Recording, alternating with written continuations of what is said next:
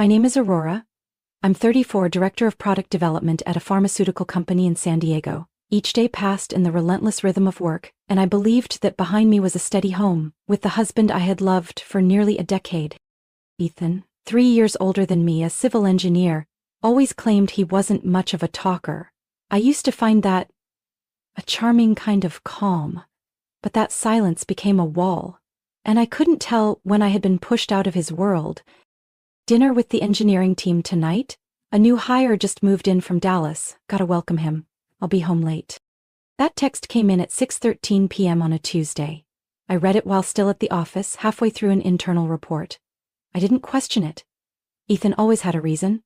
Always timely, always proper. Always in the role of the perfect husband. Until the truth cracked open from the tiniest detail. A misdirected email, a careless CC line.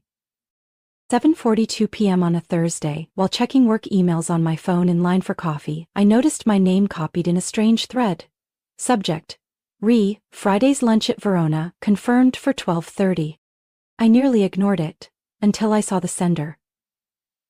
Amanda. From HR at Ethan's company. She was thanking him for hosting the small lunch team at Verona, a pricey Italian restaurant downtown that Ethan once dismissed as a place for people who like to show off. The problem was, last Friday Ethan told me he was flying to Phoenix for a project meeting, and clearly that small lunch team didn't include me. I sat frozen in my car for several more minutes, the phone still glowing in my hand like undeniable proof. A breeze slipped through the half-cracked window and made me shiver. Not from the cold, but because something deep inside me had just collapsed. I used to wonder what a truly broken heart felt like. Now I know. It's not a sharp, blinding pain, it's an endless, hollow hum. Like every breath you take has been stolen, while the rest of the world keeps moving, indifferent and loud. I had trusted him, blindly, to the point of embarrassment now, remembering every time Ethan said, "I love you." It's just work that's been overwhelming lately. I remember my birthday last year. He called close to 8 p.m., said the contractor had issues and he couldn't leave the site. I ate cake alone, sent him a selfie with a forced smile. He replied, "You look beautiful, rain check tomorrow." I thought I understood sacrifice, that it was what held a marriage together. But now, I felt more like the lone guard of a fortress no one lived in anymore. I didn't call Ethan, didn't confront him, didn't scream. Instead, I sat silently in my car, staring at that short email like a fragment rising from the ocean floor. I knew it was just the surface, and I needed to look deeper. That night, I came home later than usual. Ethan was already asleep. The bathroom light cast a soft glow across his face. Peaceful, innocent, or at least pretending to be. I stood there for a long time. Didn't wake him. Didn't say a word. I no longer believed I knew the man lying in the bed we once called home. I don't remember exactly how I drove to the investigator's office. I just remember that Monday afternoon, the rain was cold, and the windshield blurred with heavy droplets. I sat across from a woman in her 50s, eyes sharp like surgical steel, a thin black tablet resting on the table. "My name is Carla Monroe. I won't promise you what you want to hear, but I will find the truth," she said plainly. "I'm not here to be comforted, I need proof," I replied, firm. Carla took exactly 4 days. On Friday morning, she emailed me a file titled, Report 6724A, minus Ethan Black. I opened it in my office, locked the door, lowered the blinds, and gripped the mouse with trembling fingers. Each photo that appeared cut deeper than any blade could. First photo: Ethan leaving his company parking lot at 12:28 p.m. on Friday, dressed sharper than usual. Second, he stopped at a flower shop in Pacific Beach. A bouquet of white tulips, cradled like the most important item of the day. Third, a woman stepped out of a silver BMW. She hugged Ethan, cheek to cheek. That smile. It wasn't unfamiliar. I had seen it in a project photo before. It was Lauren Bell, 32, marketing director from a partner company Ethan worked with last year. Fourth, the two of them entering Bianco. I had once suggested it for our 8th anniversary. Ethan refused, said it was all show, no soul. They sat close. Ethan's hand rested on the back of her chair. their wine glasses touched lightly. He looked relaxed, not a hint of guilt. But what broke me wasn't the photos. It was Carla's final note. Item recovered, Thursday, 3:47 p.m. Subject: Lauren Bell received a gift box from Ethan Black in the company lobby. Security footage shows a Tiffany logo clearly visible on the packaging. She put on the bracelet immediately. I froze, because just a week earlier I had caught Ethan browsing for that bracelet on his laptop. When I entered the room, he quickly closed the browser. "What were you looking at?" I asked. He smiled. "Secret. You'll see soon." I thought it was for our re-engagement celebration, something we had talked about after a rough patch. I even planned a surprise dinner at the restaurant we loved back in college. I was that foolish. It was a silver bracelet with aquamarine stone. Simple, classic, expensive but understated. Exactly my style, and Ethan knew that. He used what I loved to impress someone else. It wasn't just physical betrayal. It was a violation of everything personal between us. That night, I stood in front of the bathroom mirror, holding the fitness tracker Ethan gave me last Christmas. "So, you won't forget your health goals," he said. I wore it for 8 months, thinking it was thoughtful. Now I knew. It was a cheap utilitarian gift, while he was picking out elegant, meaningful ones for another woman. I took it off, placed it on the bathroom counter, and looked into the mirror. The woman staring back at me had dark circles under her eyes, dry lips and hollow cheeks from sleepless nights. But in her eyes, something had shifted. No more hope. Only a quiet flame, waiting for its chance to rise. I printed the entire report, slipped it into a black folder, locked it in my office drawer, and stuck a note on top. For the final day. I didn't call Ethan. Didn't confront him. Because this time, I wasn't going to be the humiliated wife. I was going to be the woman who planned her final move with precision. And Lauren Bell, she had no idea that her upcoming birthday would include a surprise guest. Not me. But the people she believed were on her side. Forever. I would be the one directing the entire reveal with the calm of someone who had endured too much to still. I opened Carla's email on a sunny but bitterly cold Tuesday morning. A single line appeared on the screen. Attached is contact info from Equinox Gym records, Lauren Bell's emergency contact, her parents. I didn't know why Carla thought this detail mattered, but when I saw 2 phone numbers and a Santa Barbara address, something inside me went still. Not my heart, just the part of me that used to brace for disappointment. It had shut off completely. I sat in my office a long while, not touching the now cold coffee. Then I picked up the phone. I called the first number, 4 rings. A woman's voice answered. "Hello?" I took a deep breath. "Hi. Is this Mrs. Linda Bell?" "Yes." "Who's calling?" "My name is Aurora Black. I might be the last person you want to hear from right now. But there's something you need to know. It's about your daughter, Lauren." There was silence for a few seconds, then her voice dropped. "What's wrong? Is she okay?" "Yes, she's fine, but the man she's dating is my husband, Ethan Black, and I have proof." The air on the line thickened. Then came a sharp inhale. "I'm sorry." "What did you say?" "We're still legally married, living together, on paper. And in practice, Ethan and Lauren have been seeing each other for at least a year. I have photos, videos, financial records, everything." "Oh my God," she whispered. "She told us Ethan was a senior executive, divorced, that he'd been cheated on. We felt sorry for him." I clenched the phone tighter, bit my lip. "I don't blame your family. But I think you deserve to know." There was the sound of a chair shifting behind her, and then a man's voice cut in. "Linda, who's on the phone?" She answered softly. "A woman. She says Ethan is her husband." Another heavy silence. Then the man's voice again, calm and firm. "We need to meet her. We're flying to San Diego this week." I furrowed my brow. "For business?" "No, for Lauren's birthday. She thinks we can't make it, but we've already booked a table at Les Jardins. You know the place?"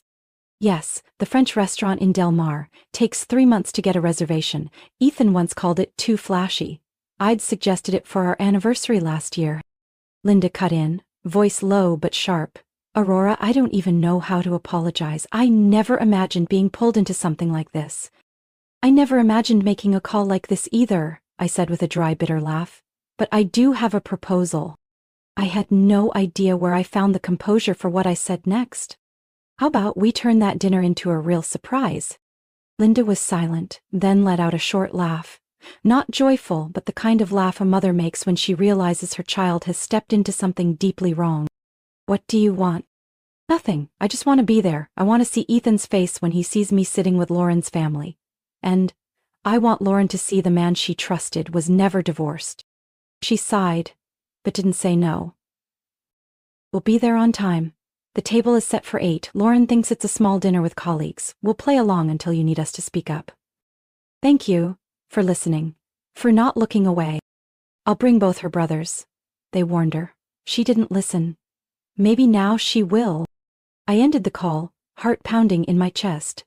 Not because I was getting revenge, but because I was no longer alone in the truth. That night, Ethan came home late. Like always. I was reading in the armchair.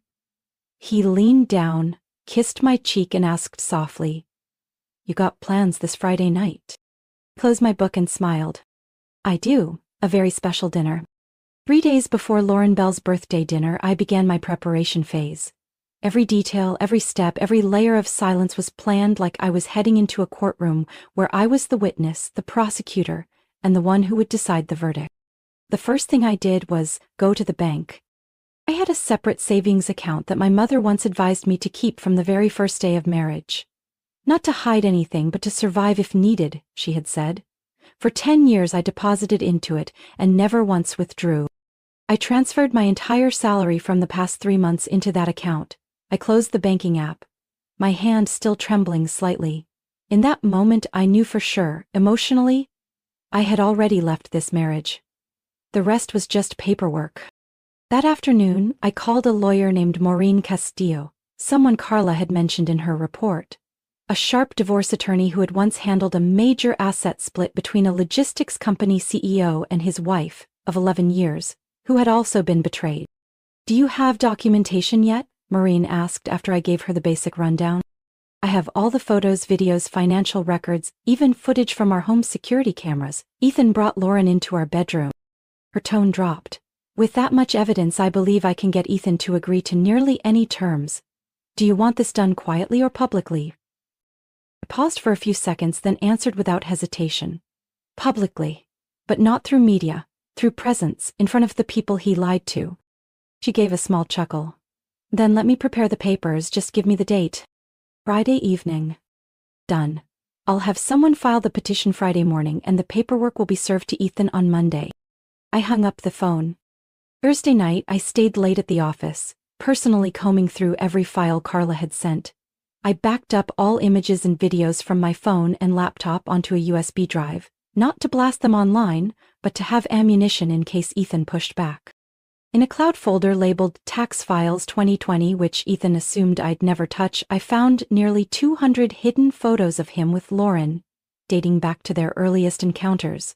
One picture showed him holding her on the armchair I bought from West Elm, a candle glowing behind them.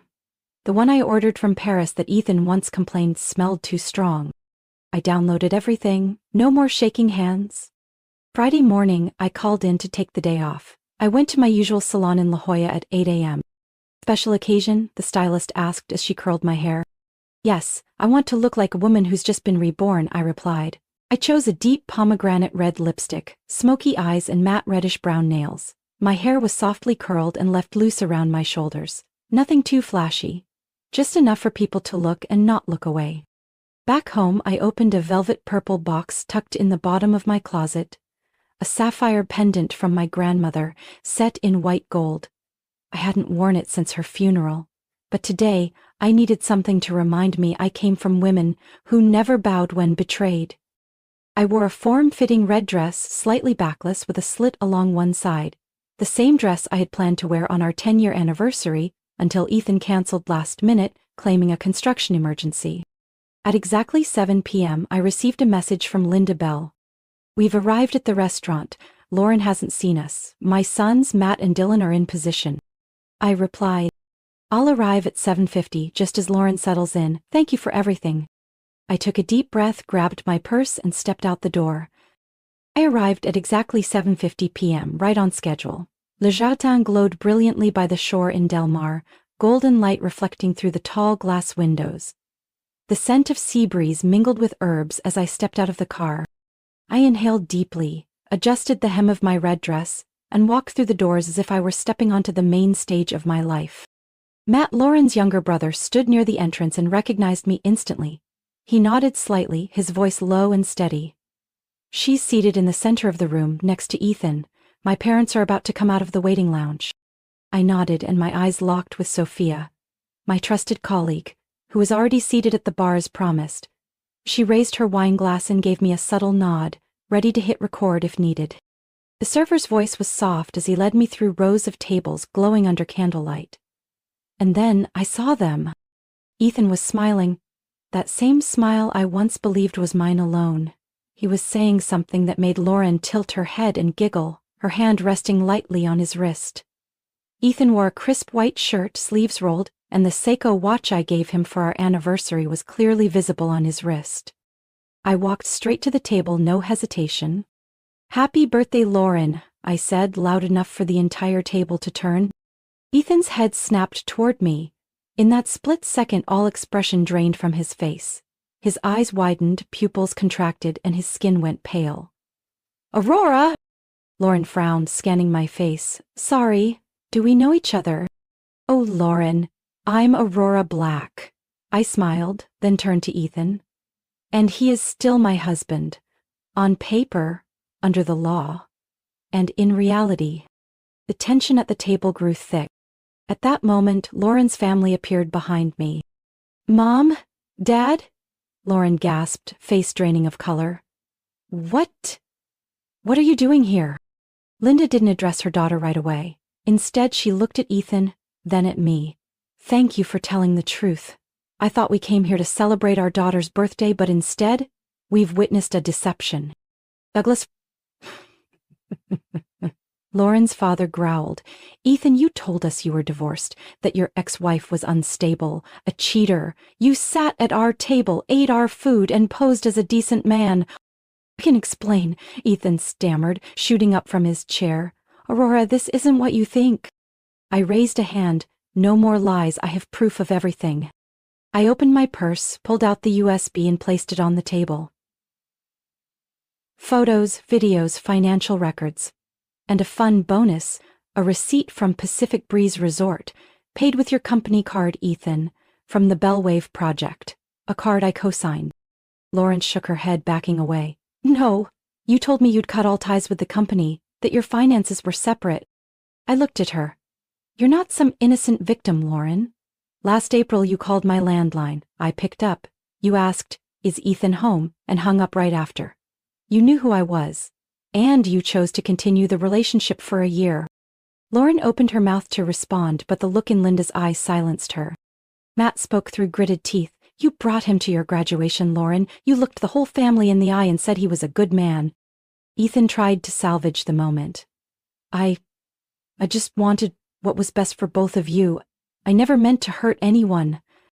"Hurt?" I laughed. "What were you doing when you brought this woman into our bed while I was at the conference in Denver? What were you doing when I was still trying to hold this marriage together and you used company money to pay for hotel rooms, flights, even that Tiffany birthday gift for Lauren?" The whispers had begun to spread across the restaurant. A server quietly backed away, tray of wine still in hand. "What do you want?" Ethan turned to me, his face flushed from both rage and humiliation. "I don't want anything. I filed for divorce this morning. You'll receive the papers on Monday. And I've prepared all the evidence I need to bring to the board if you try to touch a single asset under my name." Lauren turned and walked away from the table without saying a word. Linda stood and followed her daughter. Douglas, his eyes still locked on Ethan, simply said, "We'll see each other again, but not at a dinner table." I gave a slight nod, looking Ethan straight in the eyes one last time. "I hope you remember this dinner more than any other birthday." Then I turned and walked away. The birthday candles were still flickering at the far end of the table, but no one sang, no one clapped. Only the truth remained, quietly illuminated by candlelight, irrefutable, unshakable. I walked out of the restaurant, heels echoing with purpose against the marble floor. Behind me the murmurs grew louder, followed by stares. Not because of how I looked, but because I had walked through the storm and emerged unbroken. Outside, the ocean breeze swept through my hair, but I didn't shiver. I had no intention of letting the footage spread. Sophia had recorded it only in case Ethan tried to deny everything. But somehow, maybe from a nearby guest or a server, a separate recording had already been uploaded by the time I got home. The next morning, a video titled "Birthday Blow-Up, Wife Walks In, Mistress Stunned" had already hit over 60,000 views on an anonymous account. By the weekend, it had gone viral on Reddit, TikTok, and several cheater-exposed channels. One top comment read, "She didn't need to cause a scene, she just showed up," and the truth exploded on its own. People started calling it the Delmar Reckoning, a quiet purge, but relentless. I didn't respond to any reporters, nor did I post a single status about what had happened. I simply forwarded the clip to attorney Maureen. 4 hours later, Ethan called. I didn't pick up. On Monday he officially received the divorce papers. His attorney replied in less than 48 hours with a surprisingly cooperative tone. Maybe Ethan had started to feel the weight of that storm cloud hanging above him, especially when his company, Black Engineering and Partners, suddenly received an internal audit request from 3 major investors. I wasn't behind it, but I didn't stop it either. 2 weeks after that night at Le Jardin, I moved out of the house in Claremont. I didn't take much, just a few boxes of books, some family photos, my grandmother's necklace, and the cherrywood coffee table I bought with my first bonus. I rented a small apartment near Mission Bay, not big, but bright, breezy, and quiet. The living room window looked out over the ocean, where every morning I brewed coffee and listened to the waves. 3 weeks later, I received an email from Lauren Bell. The subject line was simple, "If you'll allow me." I read it 3 times before replying, inviting her to meet at a small cafe in Carlsbad where no one would recognize us. Lauren arrived 5 minutes late. No makeup, no trendy blazer, no Tiffany necklace. She wore a loose beige sweater, her hair in a messy bun, her eyes more tired than I expected. "I knew," she said the moment she sat down, "I knew he had a wife, just not right away." I didn't react, just nodded. "He told me you were depressed, distant, that you only cared about work, that he had tried to save the marriage but you weren't the woman he fell in love with anymore." I stayed silent. "At first I believed him," Lauren whispered. "Then I started noticing cracks, but every time I asked, he had an answer. Sometimes he cried. And I thought, if a man cries, surely he's not lying." I smiled bitterly. "I used to think that too." She nodded. "When my family turned on me, that's when I realized how blind I had been, not just out of love, but pride. I didn't want to believe I could be fooled like that." For a long while, neither of us said a word. Eventually I spoke.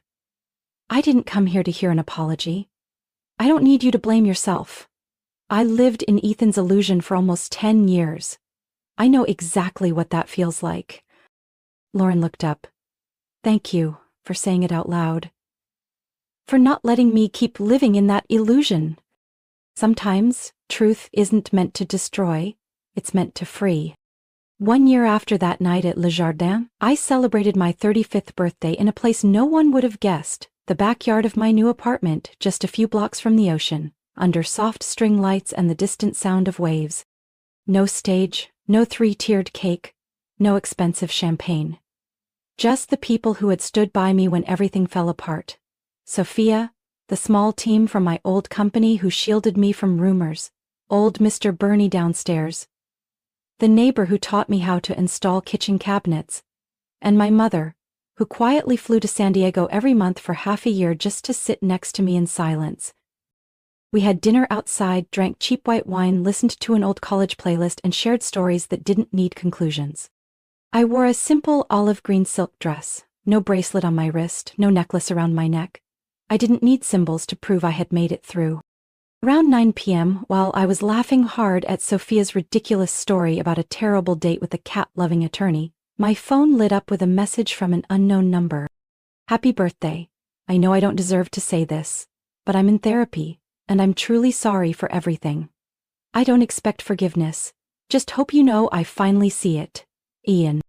I stared at the screen for a few seconds, then turned it off. I didn't save the number. I didn't reply. Silence for me now isn't suppression, it's a choice. I don't need Ethan to suffer, to regret, or to change just to validate that I was right.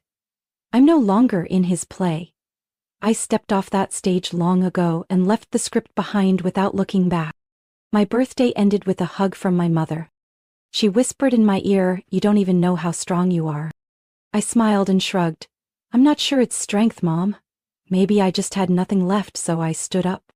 She held me tighter. The following week, I signed up for a small landscaping design class, something I'd dreamed of back in college but always postponed for the sake of being practical. I wanted to understand how people arrange plants, light, water, how they create spaces that breathe again even after being trampled. At the first class, when asked to describe my ideal garden, I wrote, "A place that's not perfect, but everything in it exists for a reason, and nothing needs to apologize for surviving." I folded the paper and slipped it into my pocket. I'm done shrinking myself to fit the comfort of a man who lied to everyone, including himself. I didn't walk out of the darkness to win, I walked out to see the path clearly. My story isn't a tragedy. It's a journey back to myself. I've loved, I've trusted, I've been betrayed, but I didn't break. The truth hurt, but it freed me. And in the end, I didn't need revenge. I didn't need to win. I just needed a life. No longer distorted by lies. Now, I'm not chasing perfection. Only truth, peace, and the right to be wholly myself. What do you think about Aurora's journey? Would you choose to face things the way she did? Share your thoughts below. And don't forget to follow the channel for more powerful and emotional family stories.